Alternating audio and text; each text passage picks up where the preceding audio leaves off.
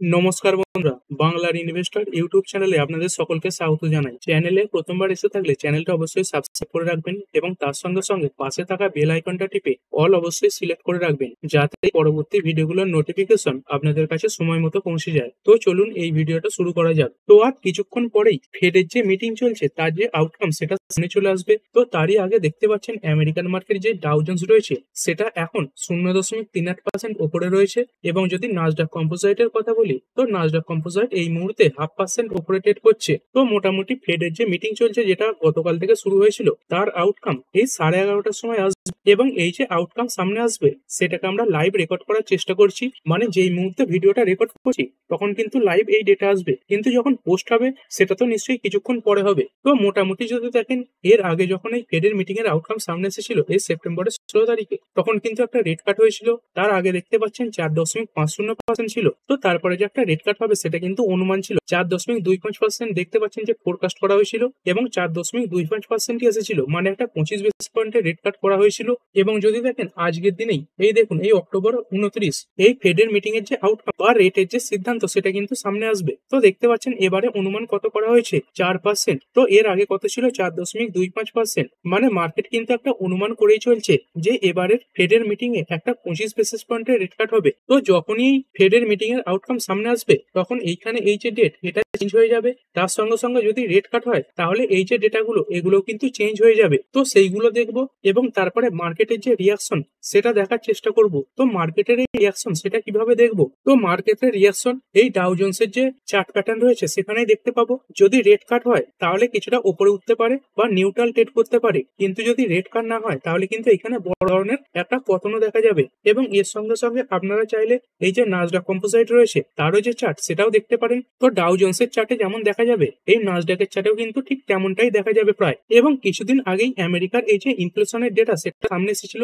এবং সেই ডেটা সামনে আসার পরে প্রায় বেশিরভাগ অ্যানালিস্ট কিন্তু এটাই মনে হচ্ছে যে রেট কাট হবে। তো যদি দেখেন এই যে ইনফ্লেশন এটাও কিন্তু অনুমানের তুলনায় ভালো ছিল। তো অনুমান করা হয়েছিল 3.1% আসবে, সেখানে এই যে ইনফ্লেশন সেটা কিন্তু অনুমান থেকে কম এসেছিল। তো যেটা কম আসা কিন্তু ভালো। তো দেখতে পাচ্ছেন বলাই হচ্ছে US fed rate cut likely today, মানে সবাই প্রায় ধরে চলছে যে ফেড একটা রেট কাট করবে। তো একটা 25 বেসিস পয়েন্টের রেট কাট হওয়ার সম্ভাবনা কিন্তু দেখা যাচ্ছে। তো যদি দেখেন মোটামুটি 117 জন অ্যানালিস্ট এই পোলে অংশগ্রহণ করেছিল, যার মধ্যে 115 জন অ্যানালিস্ট বা ইকোনমিস্ট এরা কিন্তু মনে করছে যে একটা রেট কাট হবে। আর শুধুমাত্র এবারে মানে এই অক্টোবর মাসে রেট কাট হচ্ছে সেরকমটা নয়, অনেকে কিন্তু এটাও মনে করছে যে এরপরে ডিসেম্বর মাসে যখন এই ফেডের মিটিং হবে তখন একটা 50 বেসিস পয়েন্টের রেট কাট হবে। তো এটা তো দূরের ব্যাপার, বর্তমানে যে ডেটা সামনে আসছে যে 25 বেসিস পয়েন্টের রেট কাট হবে কি হবে না তো সেটা দেখাই কিন্তু গুরুত্বপূর্ণ। তো যখন এই ডেটা আসবে সেগুলো লাইভ কভার করব। এবার চলুন তার আগে কিছু গুরুত্বপূর্ণ ডেটা দেখি। তো যদি ভারতীয় মার্কেটের কথা বলি, আজকে রেলটেল কর্পোরেশন এর যে কোয়ার্টারলি রেজাল্ট সেটা সামনে এসেছে, এবং রেজাল্ট আসার আগেই দেখতে পাচ্ছেন 3.24% বেড়েছে। তো কোম্পানির রেজাল্ট মনে হলো দেখতে পাচ্ছেন কোম্পানির যে রেজাল্ট সেটা একদম স্ট্রং, এবং তার সঙ্গে সঙ্গে সলিড কোয়ার্টার অন কোয়ার্টার গ্রোথও দেখিয়েছে। রেভিনিউ এসছে 951 কোটি, যেটা কোয়ার্টার অন কোয়ার্টার 28% বেশি, এবং ইয়ার অন ইয়ার 13% বেশি, যেটা এর আগের বছর সেম কোয়ার্টারে ছিল 843 কোটি। নেট প্রফিট দাঁড়িয়েছে 76 কোটি, যেটা কোয়ার্টার অন কোয়ার্টার 15% বেড়েছে, এবং ইয়ার অন ইয়ার 5% বেড়েছে। এটা এর আগের বছর সেম কোয়ার্টারে ছিল 72.6 কোটি। তারপরে পিবিটি এটা 121.43 কোটি, এটা কোয়ার্টার অন কোয়ার্টার 31% বেড়েছে, এবং ইয়ার অন ইয়ার 12.5% বেড়েছে। তারপরে এবিটা এটা দেখতে পাচ্ছেন কোয়ার্টার অন কোয়ার্টার 33% বেড়ে হয়েছে 155 কোটি, এবং ইয়ার অন ইয়ার 19% বেড়েছে। এবিটা মার্জিনও বেড়েছে এই 16.23% হয়েছে, যেটা এর আগের কোয়ার্টারে ছিল 15.56%, এবং ইয়ার অন ইয়ার এটা ছিল 15.3%। এবং এরই সঙ্গে সঙ্গে কোম্পানিটা এক একটা শেয়ার পিছু 1 টাকা করে ডিভিডেন্ড দেওয়ার কথা ঘোষণা করেছে। তো কোম্পানির রেজাল্ট যথেষ্ট স্ট্রং, তবে আগামীকাল কি পারফরমেন্স দেখায় সেটাই কিন্তু একটা বড় দেখার ব্যাপার হবে। এর পরের কোম্পানি বেদান্ত লিমিটেড। তো যদি দেখেন কোম্পানির এই যে ডিমার্জার প্ল্যান চলছে সেখানে আরো কিছু দেরি হতে পারে। সেবি এই যে ডিমার্জারের প্ল্যান সেখানে তো ছাড়পত্র দিয়ে দিয়েছে, কিন্তু এই ডিমার্জার প্ল্যান ছাড়পত্র দেওয়ার পরে বেদান্ত তাদের এই ডিমার্জার প্ল্যানে যে পরিবর্তন এনেছে সেটাতে কিন্তু সেবি খুশি নয়। তো এরপরে এই যে এনসিএলটি রয়েছে তারা এই বেদান্ত যে কেস সেটা শুনবে এই নভেম্বরের 12 তারিখে। এরপরে স্যাগিলিটি লিমিটেড। তো কোম্পানির রেজাল্ট সামনে এসেছে, যদি দেখেন কোম্পানির প্রফিট এটা কিন্তু প্রায় ডবল হয়েছে, এবং রেভিনিউ 25% বেড়েছে, এবং কোম্পানি ডিভিডেন্ড দেওয়ার কথা ঘোষণা করেছে। তো যদি প্রফিটের কথা বলি 117 কোটির প্রফিট বেড়ে হয়েছে 251 কোটি, এবং রেভিনিউ এটা 25.2% বেড়ে হয়েছে 1658 কোটি, এবং তার সঙ্গে সঙ্গে কোম্পানি এক একটা শেয়ার পিছু এই 10.05 টাকা করে ডিভিডেন্ড দেওয়ার কথা ঘোষণা করেছে এবং এর যে রেকর্ড ডেট সেটা রাখা হয়েছে নভেম্বরের 12 তারিখে।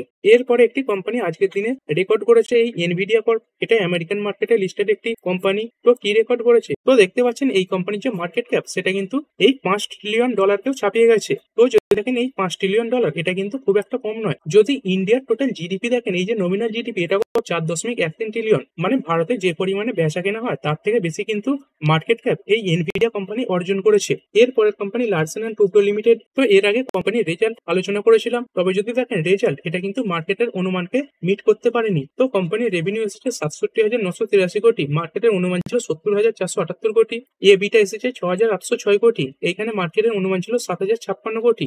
এবিটা মার্জিন এটা 10.01% এসেছে, তো মার্কেটের অনুমানের কাছাকাছি এসেছে। কিন্তু যদি নেট প্রফিটের কথা বলি, এটা এসেছে 3,926 কোটি, যেখানে মার্কেটের অনুমান ছিল 4,005 কোটি। তো এবার চলুন, এই 11:30 বেজে গেছে, এই যে ফেডের ইন্টারেস্ট রেট সেটা পরিবর্তন হলো কিনা দেখে নি। তো চলুন পেজটা একবার রিফ্রেশ করে নিই। তো দেখুন পেজটা রিফ্রেশ হয়ে গেছে এবং এই যে ডেটা সেটাও আপডেট হয়ে গেছে। এইখানে দেখুন লেটেস্ট রিলিজ অক্টোবর 29, 2025। তো কত অনুমান করা হলো? 4%, মানে একটা 25 বেসিস পয়েন্টের রেট কাট হবে এটা অনুমান করেই চলা হচ্ছিল। তো কত এসেছে? 4%ই এসেছে। তো এর আগে কত ছিল? 4.25%, মানে একটা 25 বেসিস পয়েন্টের রেট কাট কিন্তু করা হয়েছে। তো এখানেও দেখতে পাচ্ছেন আপডেট হয়ে গেছে এই অক্টোবর 29 তারিখে। তো এরপরে চলুন মার্কেটের রিয়াকশন কেমন দেখাচ্ছে সেটা দেখে নিই। তো যদি দেখেন মার্কেটে সেরকম কিন্তু বড় কোনো পজিটিভ রিয়াকশন দেখা যাচ্ছে না, বরঞ্চ কিছুটা নেগেটিভে ট্রেড করছে। তো অনেক সময় এমন হয় যে কিছু পরে এই রিয়াকশন সামনে আসে এবং নাসডাক কম্পোসাইট এটাও দেখতে পাচ্ছেন একদম ফ্ল্যাট কিন্তু ট্রেড করছে। তো মার্কেট এটা অনুমান করেই চলছিল যে একটা রেট কাট হবে, তো সেরকমটাই এসেছে। তো সেই কারণেই এই যে চার্ট প্যাটার্ন সেখানে কিন্তু বড় কোনো পরিবর্তন লক্ষ্য করা যাচ্ছে না। তো ডাউ জোন্স এটা এই মুহূর্তে 0.2% ভোগ করে রয়েছে।